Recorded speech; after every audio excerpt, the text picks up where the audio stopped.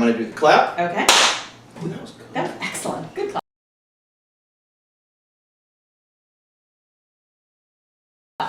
Hello, everyone. Welcome once again to Editing the Academy. My name is Daryl. I'm Laura. And Laura, as I ask each and every episode, what's the year we're doing and what are the films? These are the films of 1980. They were released between January and December of 1980, and they were up for Best Picture in the spring of 1981.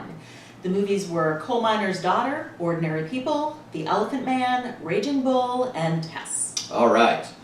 We were able to watch all of these, though it was difficult. Some were available only online. I did have to rent many of these, and that was a problem for me.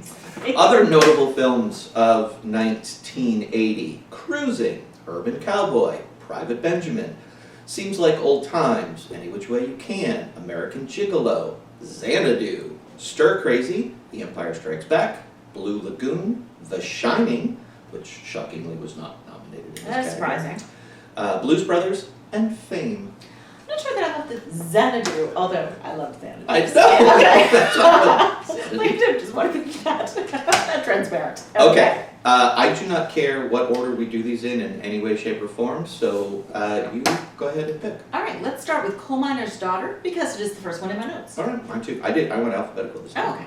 Oh, okay. Coal Miner's Daughter, directed by Michael Apted from a screenplay written by Tom Rickman.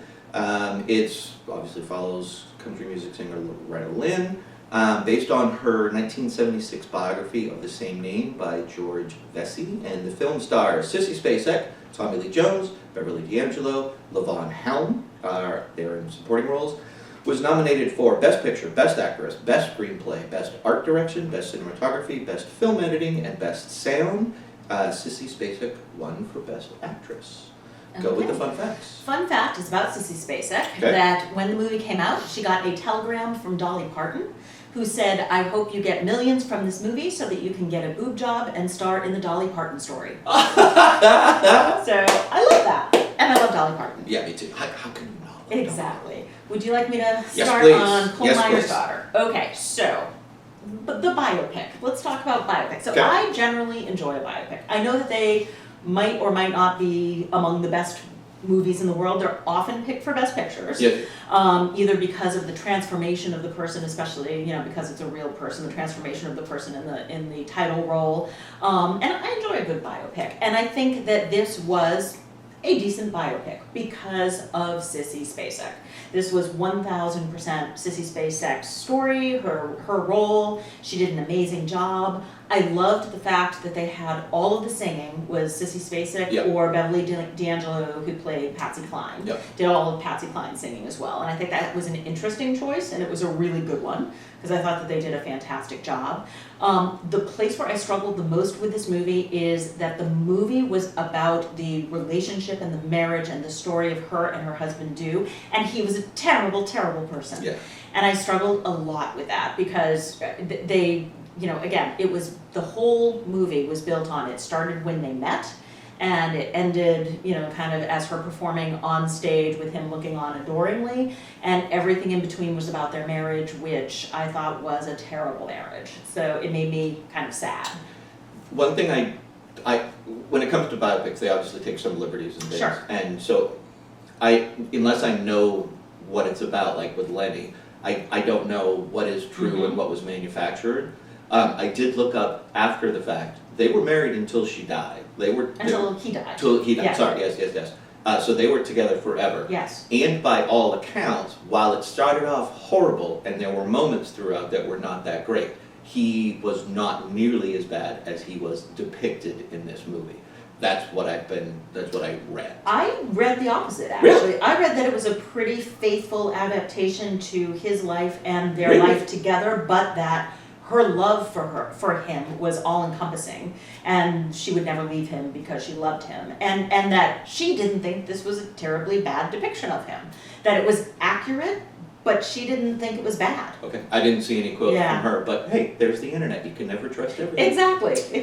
Okay. So interesting. But if it was accurate, I think he was not a great guy. Yeah, I agree. But that said, I mean, for those times, and I'm going to go back to what I thought it did really well was the depiction of their life and the poverty and the dusty and the coal mines and where they lived, you know, Dew was probably the best choice that she had. And he also, to give him some of his due, he is the one who got them out of that poverty. He got a job, he called for her, he brought her to Washington, which, you know, I don't know that others might have done that. They might have just left her behind.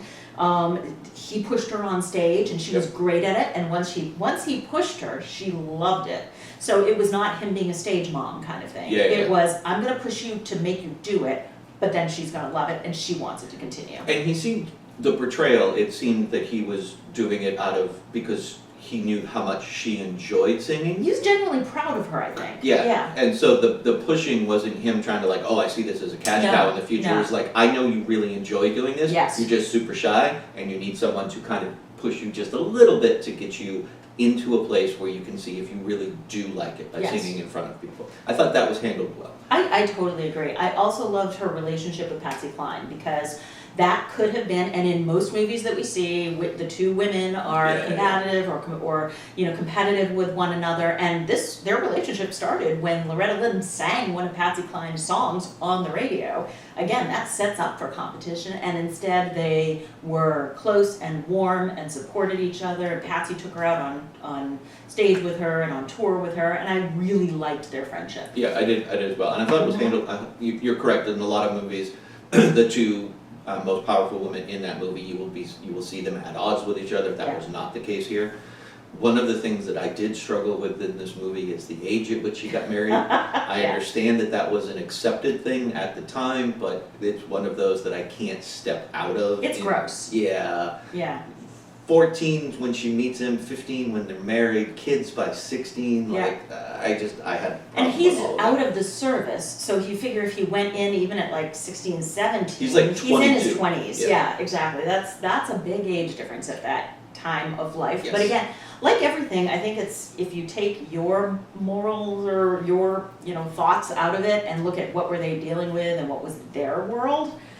They probably did have if not happy marriage, then a satisfactory marriage. And like at the end, you show she's standing up to him and saying, I didn't say I don't want a house. I didn't want it this way. You never asked me questions. Here's what I want. And it felt like they were finally having a real two-way partnership. So it landed on a positive note, but it sure didn't begin that way. No. Yeah. And you are correct that the film itself does a very good job.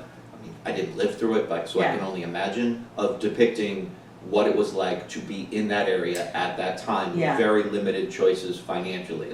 It's you go work in a coal mine, that's pretty much your only option, or you might open up a general store. There's not a lot available to you. And I thought that poverty, while being portrayed right up front, it wasn't hammered like a lot of films can do. It was just, this is how it is. It wasn't, oh, what was us? I mean, they complained about being poor once in a while because that's what you would do. But it wasn't hammered over the head like, we came from poor and now we're super rich. It wasn't that at all. No. So there was a certain finesse to the film that I thought that was carried through all the way. I just thought it was fine. Yeah, I agree with you. One of my favorite lines of it, though, and I think that this is something I need to hold on to as I watch some of these movies, is at one point he calls her a stupid hillbilly. Yeah. And she's like, I'm not stupid, I'm ignorant. Yeah. And I'm like, okay, I love that distinction. It's like, I don't have information. When I have information, I can make smart choices because I'm smart. Yeah. But yeah, I'm an ignorant hillbilly. And I really liked that. So I caught that line as well, and I thought that was I thought it was clever. I thought it was good writing, and it was a way for her to defend and stand up for herself. Yes. Acknowledging herself, knowing who she actually was. So I did enjoy that as well. And I also thought it was fine. So, But I thought Sissy Spacek was amazing. Yeah, 100%. And Tommy Lee Jones, from very early on in his career, he was great. He played that character very well. His performance, like Tommy Lee Jones, as we've seen over the years, he's never like an over-the-top kind of actor. No. He's much more refined, or not refined, but a restrained actor. He actually was a little bit out of that at times during this one.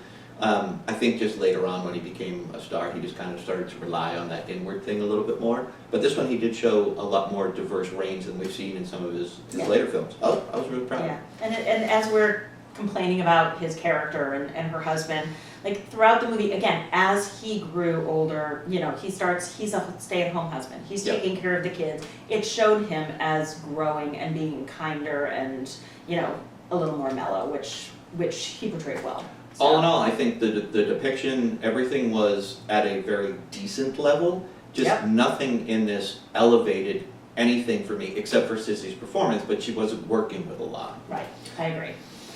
All right, are we moving on to The Elephant Man? Sure. Okay. The Elephant Man, directed by David Lynch, produced by Mel Brooks, who was actually uncredited. I don't know. Hopefully that was wasn't one of my fun facts, but that's okay. I have two, because I thought you might grab that one. Let's see. It stars John Hurt, Anthony Hopkins, Anne Bancroft, John Gielgud, Wendy Hiller, Michael Epchick, Hannah Gordon, and Freddie Jones. Was nominated for 8 Academy Awards: Best Picture, Best Actor in a Leading Role, Art Direction, Set Direction, Best Costume Design, Best Director, Best Film Editing, Best Music for Original Score and Writing, and that was a screenplay based on material from another medium. I hate when they do that, but I get it, but I hate it. And it did not win anything. Mm-hmm. I stepped on your saying about the Mel Brooks thing, so say it out. No, it was just his production company produced the film, but he's uncredited because they didn't want any sort of confusion about it. So even though his company was officially the producer for it, they didn't want people coming in thinking this was a comedy. Right. They were vastly disappointed. Yes. And I just thought that was interesting that he and his production company would even attach themselves to something like this, which gives Mel Brooks a little bit more credence for me. I was wondering, honestly, if it was an Anne Bancroft kind of play. Because she was in it, she probably may have found the material or whatnot, so I'm totally guessing that. But that should have been obvious to me, but for some reason I just glossed over that. So yeah, absolutely. But I do have one additional fun fact, Excellent. which is this movie is the reason that the Academy Award established a Best Makeup Award. Oh. Because this movie was not rewarded for the makeup in the movie, and people thought that was terrible, and so the next year they had a Academy Award for makeup that was won by American Werewolf in London. Oh, that is a really cool fact. Fun fact. That is a fun fact. Thank you for that. Okay, terrific. All right, you start off with this one as well, please. Okay, I would be happy to. So I struggled with this movie a lot, and this is the first movie of any that we have watched, and any that I have watched in a long time, where I had to fast forward through some of it. I found it just a little bit too disturbing, and I was really bothered by how John Hurt, but also wasn't his name John? Oh, in the film? In the film, yes. Was treated in a couple of places. When he was in the room and people kind of broke in and were treating him extraordinarily badly, and then later in the film, especially once he had seen a taste of kindness, to me that was more disturbing than how he was treated at the beginning, when all he probably knew was these terrible people taking advantage of him and making money off him. But then he had seen kindness so it was actually even more disturbing for me when he went back to that life and was taken into that life again. A side question for you. Have you seen many David Lynch films? Yes. Okay. Yeah. Like, seeing David Lynch films now, not then, but now you know, okay, I know I'm in for a ride. It's going to be weird. It's going to be bizarre. There's going to be a lot that's going to go over my head. Yeah. And that's fine. You know that going in. Yeah. But you didn't at this point. I mean, if you saw Eraserhead, you kind of had an inkling. Yeah, but weird and bizarre doesn't bother me. Like people being hurt and inhumanity bothers me more than anything. So I just kind of fast forward a little bit. I thought the performance was good. I thought John Hurt was wonderful. Anthony Hopkins is always wonderful. I thought like the plot didn't do much for me. I think just the underlying question of, is this man being taken advantage even by the kindness of these folks? If they're making him into their pet and they're showing him off in another way, rather than his cage looks different, but is it the same? But is it the same situation? I get it. And so that bothered me a little bit, but I don't think they really explored that story. No, for a David Lynch film, this is surprisingly linear story. Very straightforward. Yeah. We don't really get that a lot in most of his films. But so I agree. Yeah, for a David Lynch film, this was surprisingly linear storytelling. I do 100% agree with you that there are multiple scenes throughout this that are uncomfortable and challenging as a viewer to watch. Mm-hmm. it also made me question, like, again, this is based on a true Oh, story. yeah, absolutely. So I wonder how many of these events actually took place, like the Yeah. scenes that were shot, how many of these things actually happened. I did do some very cursory research, and apparently the doctor who was taking him around and showing him did try to present him to society and try to get society to accept him as just a person that has abnormalities but is a person on the inside. The scene with the wife where he brings his wife in to have tea was uncomfortable, and you could see, and the credit to the actress, you could see her go through the transformation. She knew what she was walking into. She hadn't seen it, but she knew what she was walking into, what she was being asked to do. She hung in there as long as she could, and then eventually could not take it and left. And I also, as I was watching some of these things, it also seems kind of unnaturally cruel to ask society to force them to instantly recognize someone who is so clearly different. Not to deny humanity in them, but to suddenly dress him up and put him in a tea room and say, society, you have to accept this person as a human, where both people, society and the individual, are uncomfortable with this arrangement. That seems almost cruel. All for rights, all for making sure that people get treated as human beings with the decency that they deserve, but with a certain amount of care. Like, you can't just force it. You can't just suddenly say, society, this is what you need to do. Even if it's the right thing, society takes a while to change. I'm not saying that's good or bad, but forcing someone into these situations did seem kind of cruel to me.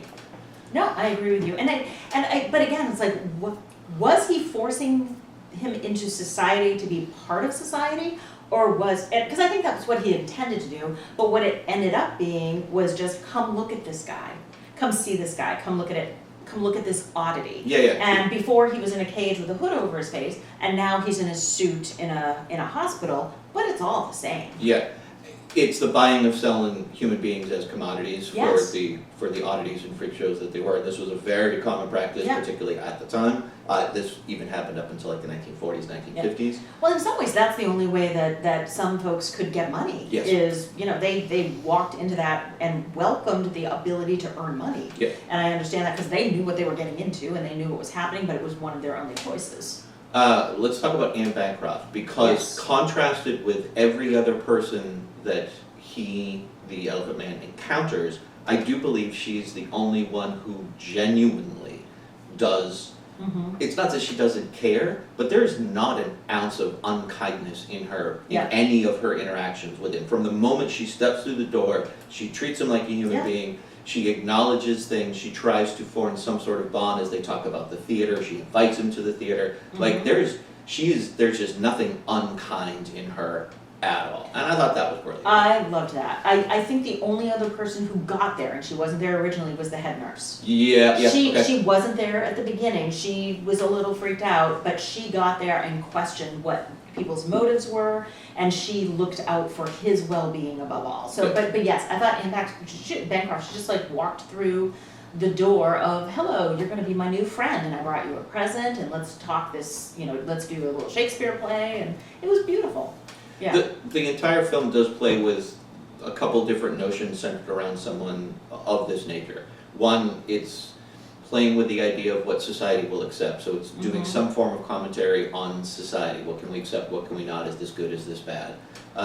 It plays with the notion of what it is actually to be a human. Can you still be a human but not look like a human? Is that still something that's option? So it tackles a lot. And I thought each of the big themes that it was trying to tackle, it gave a couple scenes to, and I don't think it necessarily, and I could be misreading because it is a David Lynch film, I don't think it necessarily tried to force you in one direction or another. Agreed. It was very just, ambiguous. it was just showing you, this is the situation, this is what happens. And in that, of course, there's commentary, of course, but it was not forceful in trying to get you to think one way or another. So for that, I did appreciate it because it was not heavy-handed, and it so could have been. It could have been. The most David Lynch part of it that I absolutely saw his influence was the scene of the mother being overrun by elephants. Yes. I mean, like that was a very David Lynch kind of scene, and we saw that a couple of times, and I thought that was good. I thought that was pretty interesting. But last question for me about him is he ended his life. he ended his own life knowingly, and I felt sadly okay with that. Like, I knew that he was doing it, I kind of knew why he was going to do it. He was dying anyway. It was almost like the scene in One Flew Over the Cuckoo's Nest. Yeah. Is, you know, this person is choosing to end their life, and it, you know, again, for Jack Nicholson it was they're choosing it for him, but they know he would have wanted it. But anyway, but it still made me very sad that that was his choice. I was fine with it. I'm fine with people, this is just a political thing and I'm not trying to get deep into it, but I'm fine when people decide to end their own life. It's your choice, you can do that. I think nowadays there probably should be some counseling beforehand, because some people do it when they're just feeling down. But overall, I'm fine. If you are not happy in your life and you can't see a way out and that's something that you choose to do, that's your choice. I'm 1,000 points in the other direction, but that's okay. Good conversation for us over a beer, perhaps. All right, what else for the elephant, Anne? Nothing really. Again, this was fine, but on a better scale of fine than The Coal Miner's Daughter. I enjoyed this one more. I think probably because of the subject matter and the way things were handled, there was something for me to actually latch onto and try to understand a little bit more than just the straight kind of biopic that we had. Yeah. In the other one. Interesting, both biopics though. Yep. Oh, and moving on to another biopic, let's hit Raging Bull, which is another biopic in black and white. Yes. Mm-hmm. Okay, Raging Bull, directed by Martin Scorsese, starring Robert De Niro, Joe Pesci, Kathy Moriarty, Teresa Sedana, sorry about that, Frank Vincent, Nicholas Colasano, and that was in his final film role. It's an adaptation of the former middleweight boxing champ Jake LaMotta's 1970 memoir, Raging Bull, My Story. It was nominated for Best Picture, Best Director, Best Actor, Best Supporting Actor, Best Supporting Actress, Best Cinematography, Best Film Editing, Best Sound. De Niro did win, as did Film Editing. There you go. Facts. Fun. All right, first of all, it is on the original AFI list, it was number 24. Okay. It has moved up to number 4 on the updated 2008 list of the best movies. So this was, I'll get, my fun fact was that at the scene of the Copacabana, Tommy introduces his cousin, who is played by Martin Scorsese's father. So I thought that was a fun fact. I know, like, he sprinkled his mother in, he's put here and an there. uncle or two in. But this was just an interesting fact for me, because to me this was a very historical type movie. Jake LaMotta just died in 2017. Oh, wow. And his brother died in 2020. Oh, wow. So it's kind of shocking to me that we're still kind of all living on the same plane, because it felt very old Yeah, to it me. did. It So did. especially the black and white of it, but in the 40s and being at the Copacabana, so I just thought that was interesting. All right, so would you like me to start again, or you good? No, do it. Okay. So as I said before, I'm going to say it again. For a movie to be interesting to me, you've got to have a good plot, good characters, and have it be visually interesting. This was very visually interesting. It was so cool to look at. The cinematography was great. I loved the black and white choices, especially in the boxing ring when you saw like what probably the blood and the red would have been very, kind of over the top and gross in bright, vivid red. In the black and white, it was really cool. I mean, like, those boxing scenes were brutal but interesting, so I really loved that. I'm going to interrupt you for a second, because you have acknowledged when we were doing Rocky that you do not like boxing movies. I do not. And because you just don't like two guys in a ring beating each other Yes. up. This is another boxing movie, and there are more boxing scenes in this Way one more, yes. than in Rocky. Having acknowledged the visual aspect, did those still bother you? Were you still having trouble with those? So I stand by, I still don't like a boxing movie. Okay. But the boxing scenes in this, because I think the black and white took away some of the brutality, because some of these were really brutal, but I think that the black and white of it made it more interesting than ugly. So I enjoyed these scenes better than I have in other boxing movies, and we'll get back to some of the things I liked and didn't like. Overall, it didn't move me. Again, so plot. There wasn't a lot of plot here. It was basically this guy trying to get into the championship and hold on to the championship belt. And while that's, kind of every boxing movie in the world, it just seemed boring and flat to me, the plot. Yes. So yes, and then the characters, loved the performance. So I thought Robert De Niro was fantastic in this role, because I did not see Robert De Niro. Yep, I agree. I saw this guy. I didn't like this guy, and I didn't think the guy was interesting. So that bothered me. So Yeah. so tell me, what do you think about all of those thoughts? This one has always been hard. I've never liked this movie. This Okay. is probably the third time I've seen it, Mm-hmm. and watching this movie makes me question my own choices every time I watch it, because people love Number this 4. movie, Yeah. and I don't see it. I just don't see it. I agree, black and white was great. The cinematography, the structuring, Mhm. all of that is phenomenal. Robert De Niro is 100% Jake LaMotta. Like, he goes into that character. Very Yes. method, obviously, we know now, but he went 100% into that character Mhm. and disappeared in that character where you don't see him anymore. Fantastic. I just don't like the guy.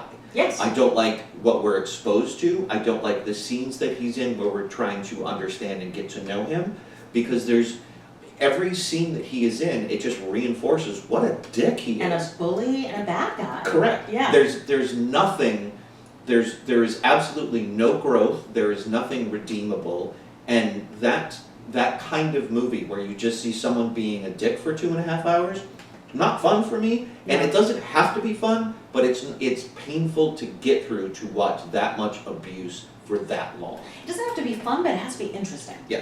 Yeah, I agree. I thought it was Groundhog Day on a couple of those scenes, because it was like every time Kathy Moriarty mentioned a man in any passing sense, it was, you sleeping with him? You sleeping with him? You Yeah. wanna fuck him? You wanna sleep with him? And like, we saw that scene over and over and over again. I'm like, I get it, I understand. He's super crazy jealous. Yeah, he's okay. 100% paranoid. We don't What need to else? keep going. Exactly. Like, and I get that it elevated. At first, he was just like anybody who was looking at her, and then it went to his brother, and like then it went to the gangster, and I get it. Each of those, I think, were supposed to illustrate the fact that he was paranoid. Getting worse. Yeah, and getting worse while he's getting more popular. Mm-hmm. And so I understood what they were trying to do. I just didn't think they were necessary. Yes. There's so much about this movie that it's an incredibly well crafted movie. Yes, yeah. But I just struggle with it so much because to me there's nothing interesting about it in any way. No. And that's why I said in the beginning that every time I watch this in my own head, I'm like, what am I missing? What is the thing here that everybody keeps gravitating to? The performance? Sure, I get the performance. 100%. Great The performance. cinematography, the choice of black and white, all of that is fantastic. So? Would I choose to watch this again? No.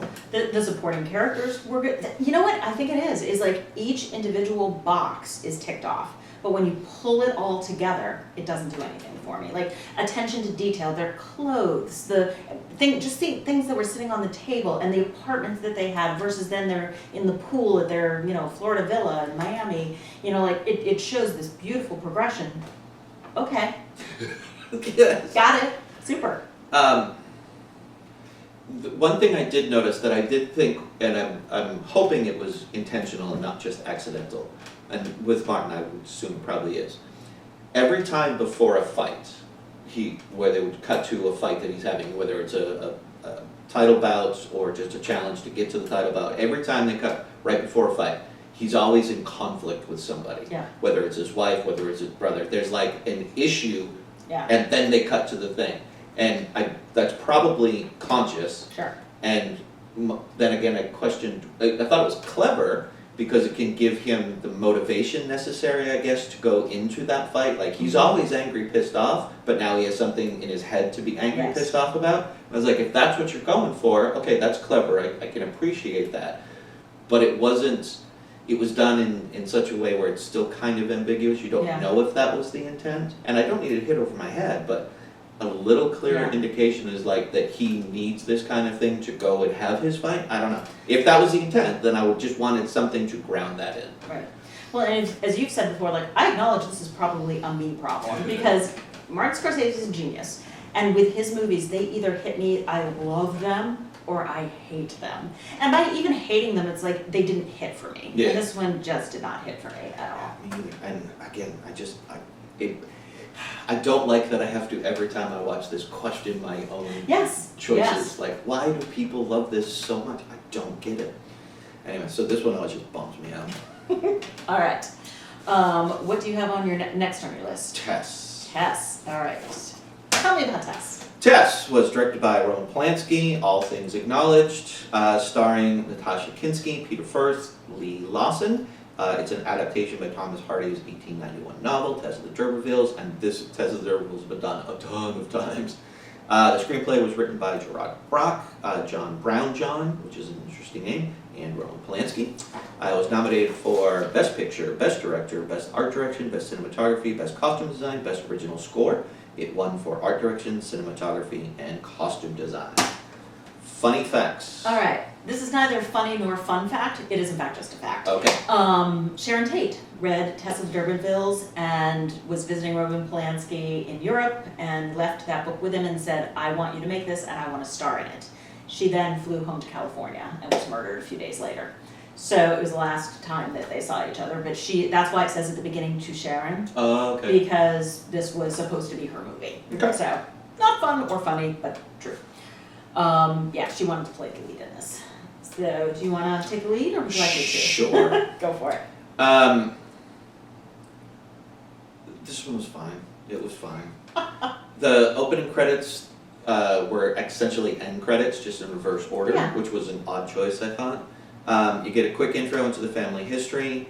I will say that in those first like 15-20 minutes, all the outside shots, the way that he was able to utilize the natural lighting, I thought was phenomenal. Very cool. Yeah. He was able to bring you into that landscape using the natural lighting of things. It was a little inconsistent in moments, like you could tell from an edit that one was shot a little later and then they had to insert it back. But still, the use of that was great. Tess herself seemed a bit refined for such a poor family, and there was no reason for her to be that way initially. She obviously shows that she's not pretty quickly when she meets up with the cousins or whatever they were. But her initial portrayal, she just looks, acts, she's very prim and proper. She seems far more refined than the rest of her family is. And I thought that was weird. I don't know if that's the way she is portrayed in the book. I never read the book, so I don't know. Haven't either. She's objectified throughout the entire movie, 100% all the way through. And I know back then kissing cousins were totally fine and acceptable, but again, that kind of bothered me a little bit. But it turned out they weren't really cousins. Oh yeah, that's They true. weren't actually related, so.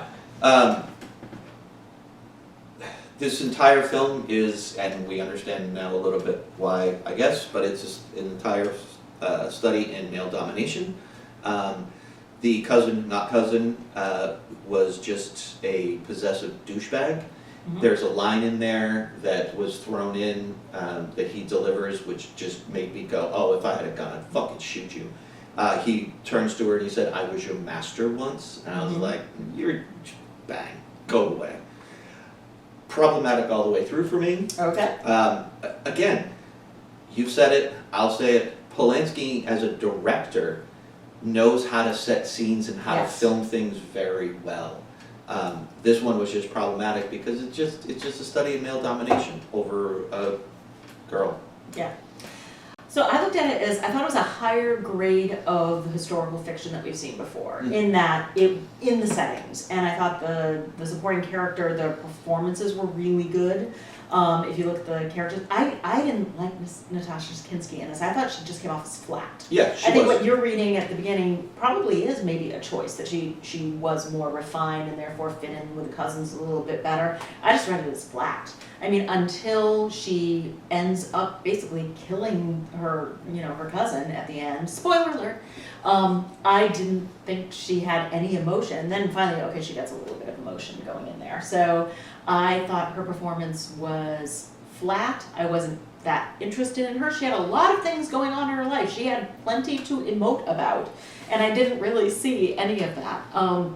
We watched a lot of movies this round where guys are bad guys. Yeah. I think I watched this immediately after Coal Miner's Daughter, and I'm like, dudes, what is going on here in 1980?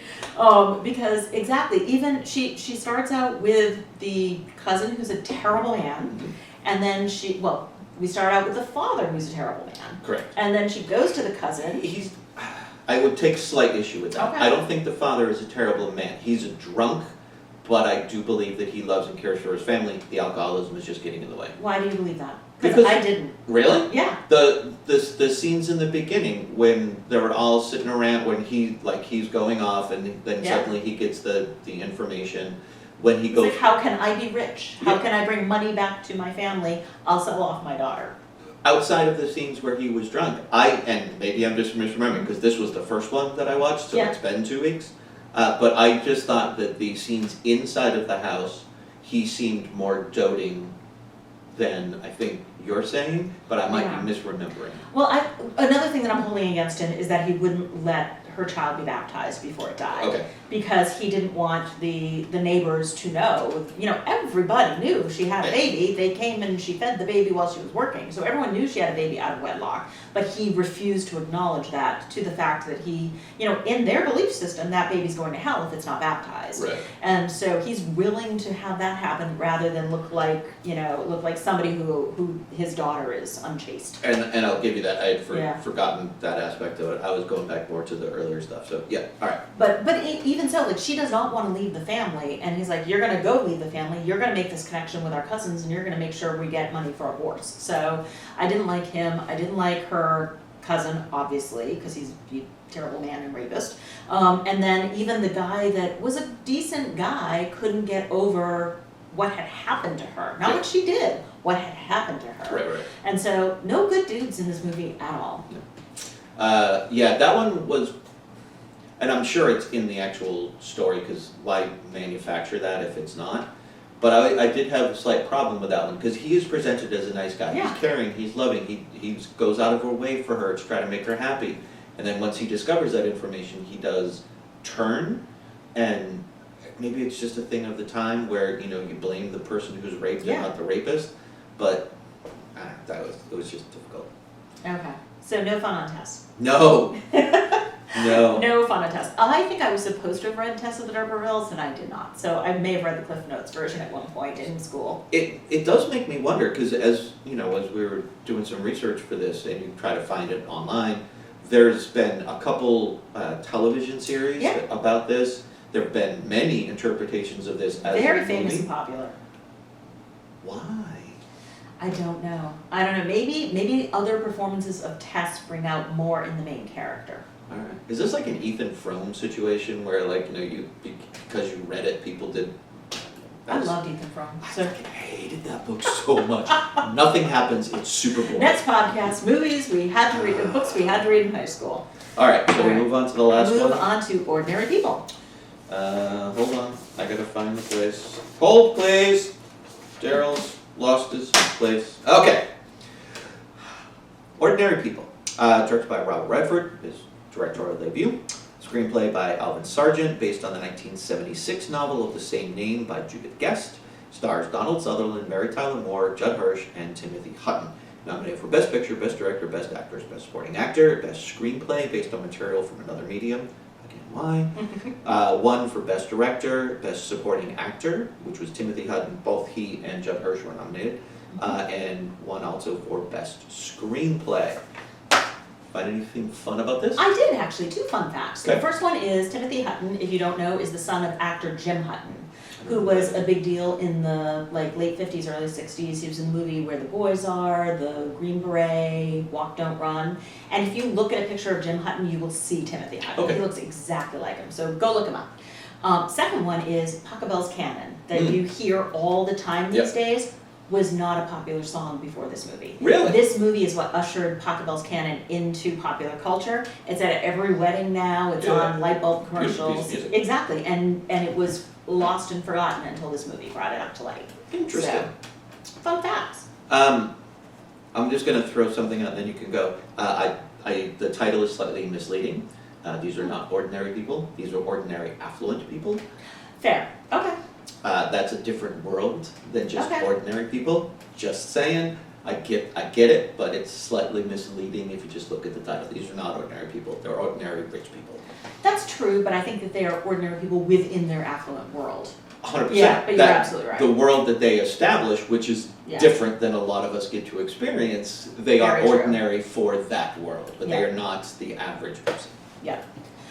So I really enjoyed all of the performances in this movie. I think that everybody in it was real. Every kind of interaction was real. It was, you could see that these people and were living in, again, putting in the affluent, but in normal circumstances, and something terrible happened to them, just as something terrible happens to lots of families. And it's how this family deals with it. And I thought it was incredibly interesting how everybody dealt with it very differently. Yes. And not just the three main characters. It's how the friends dealt with it. It's how the parents dealt with it. It's how the parents' social circle dealt with it. So I thought it was really interesting to see everybody. Because like the parents' social circle, which is like, oh, we don't talk about that. That's a bad thing that happened, and so we just ignore it, and nothing bad happened.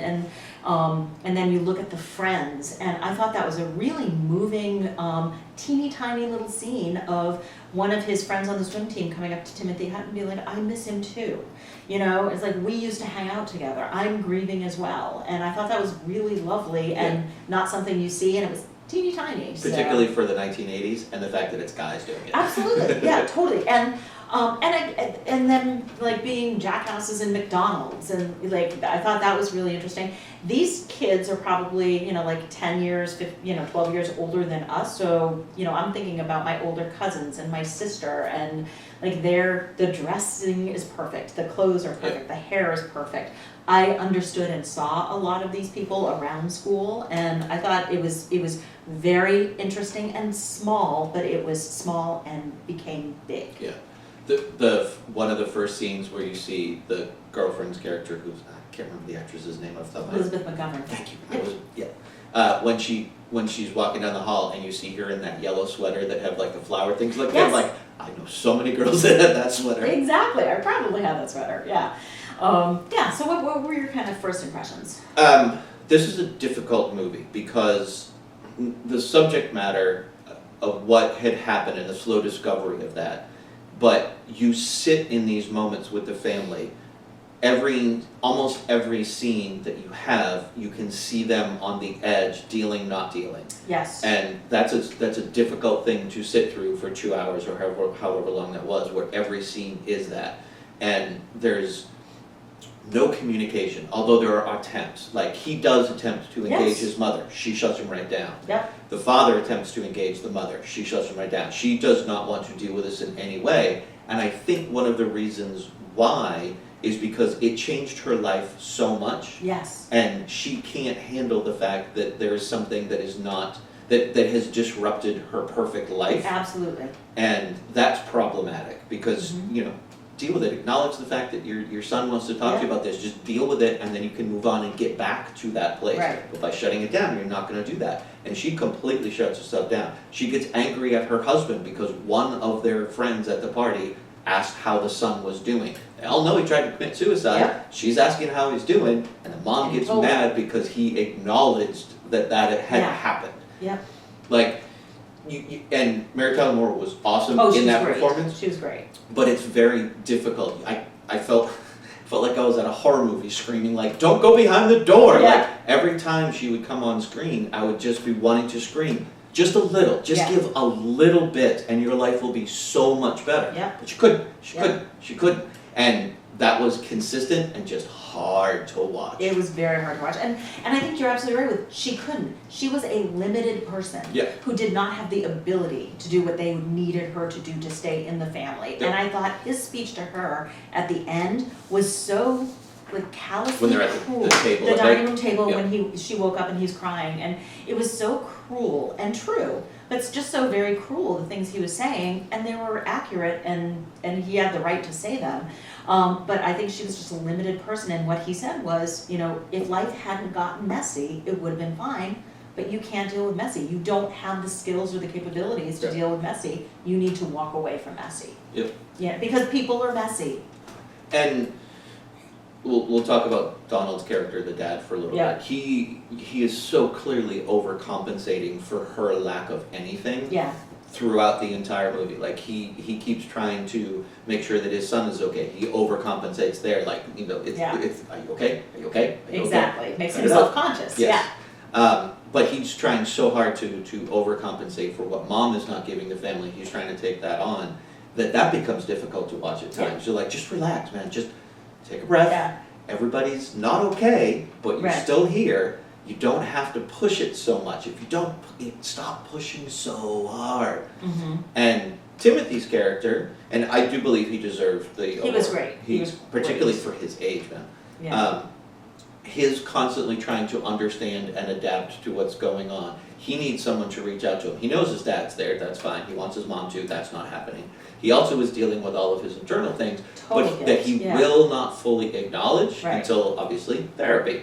Who, Judd Hirsch, by the way, awesome. I He love was him. great. He was perfect in this role. Yeah, and he's the, I don't know if you've ever been to therapy, but he's the kind of therapist you want, not the kind that's like, so tell me about your mother. No, he's like, no, dude, this sucks for all of us, it's fine, Yeah. it's okay. Yeah, I thought he was exceptionally kind, and his silences, he let him sit in silence, and Timothy hadn't had to do the work. Yeah. I thought that was really good. And that's like psychology 101, like when they're not talking, yeah, just sit there. Yeah. It's fine. Exactly.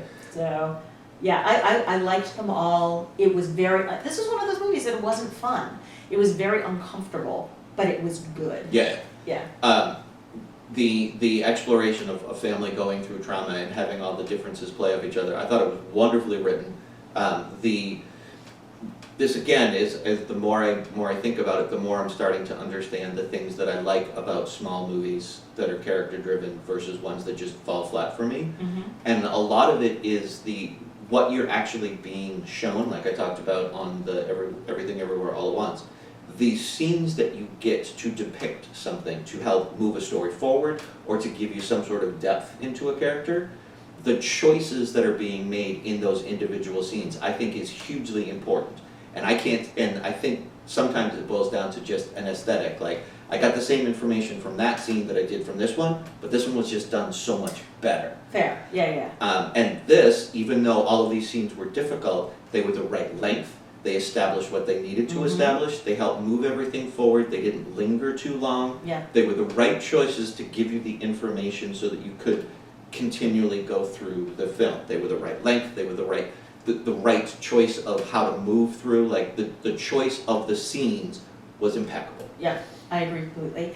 I'm getting back to the mother and Mary Tyler Moore and the fact that this was a very big departure from Mary Tyler Moore and showed what a wonderful range of actress Was she doing the Mary Tyler Moore show at that point? It had just finished. Okay. It had just finished, and actually Robert Redford, the story I remember is Robert Redford was her neighbor and saw her walking on the beach one day and just saw in her like something very quiet and was like, and asked her to come talk to him about this role. And because originally it was going to be Natalie Wood. Oh. So, which I think would have been very different. Yeah, I don't think Natalie, I'm possible to tell, but I don't think Natalie has that stillness in her. No, I was thinking that she's too emotional, like, Yeah. and not in a bad way, but just like she's got so much emotion on her face. I don't know that she could have done that. But I liked that.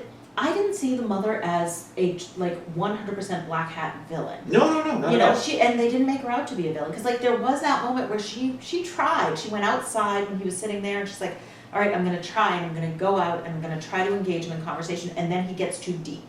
And she's got to bolt and run away. Yeah. So like, again, it's her limitations as a person, unfortunately, and I think that's what they expressed. Yeah.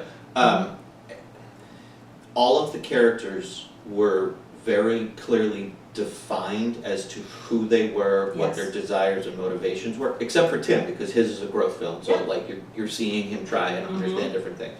But all of the principal characters are very clearly defined, and they don't break away out of that. It's better for the film that the mom doesn't have this emotional breakdown, and suddenly Right. there's an understanding, and she's, everybody's now happy because she was able to communicate and understand everybody else's loss. That would have destroyed this film if she had had that moment. So sitting there for so long for her works. Difficult to watch, but it totally works. This was the happiest ending but this movie could have, Yeah. which is her going to find her happy ending. Yep. And the father and son living together because she's going to go off and be a second wife out in Houston and live in a country club world, and she'll be fine. Yep. And they will be fine too. And this is the happiest ending that you could see for these characters, I which agree. I thought was kind of interesting. And just 1 second on Donald Sutherland, who brought back my faith in mankind, or in men, basically, after all of the terrible men we'd seen in these movies. And I saw Donald Sutherland, and he was just wonderful in this. He was trying so hard too hard, but doing things that a man in the 80s and 70s didn't do with his family and son, and I thought it was great. Yeah, he was, you could tell that he was someone who deeply, genuinely cared. He was going through his own things, Yes. but he was pushing those aside because he recognized, and part of it I think was the mentality of men in the 80s, but he pushed all of his own emotions aside because as a dad, as a husband, I have to make sure that I'm caring for those around me. Exactly. So I think that was very, very stereotypical and handled beautifully. I agree. Yeah, so by far, none of these movies were like, yay! They were all very difficult to get through, but I'm glad we did end with that particular one. And I actually loved Ordinary People. I really did. Again, it's not a movie you enjoy watching. It's not entertaining, but it's good. And I would watch that. I've watched it a couple of times. I would watch it again. I really liked Ordinary People. And I am glad that Ordinary People won Best Picture. Ah, you just rubbed it. I was going to do a little drum roll. Oh, I'm sorry. That's okay. No, it's too late. All right. You could have told me. I paused slowly. So how about you? Well, I couldn't tell if that's where you're going. I was Okay. like, I think that, but she might just be spewing another thing. I'm That's not quite true. sure. No. I don't. Nope. I was. Okay. So, yes, you are correct that Ordinary People won.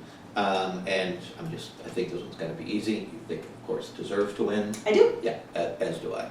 Out of these films, it was by far the superior film out of all of them. I agree completely. On all the check boxes, but then again, like you mentioned, although you can check all those boxes, but when you put it all together, if it doesn't still work, then, and it checked all the boxes, brought everything together, and gave you a beautifully depressing film. Yeah. And we haven't said the words Robert Redford in this, and he did it. He pulled it together. It was a lot of the direction, I think, that made this movie, and he deserved director as well. Yeah, and you can almost see the conversations where he would be having with the actors of like telling them to be smaller, not bigger. Yes. Like you can see those conversations happening.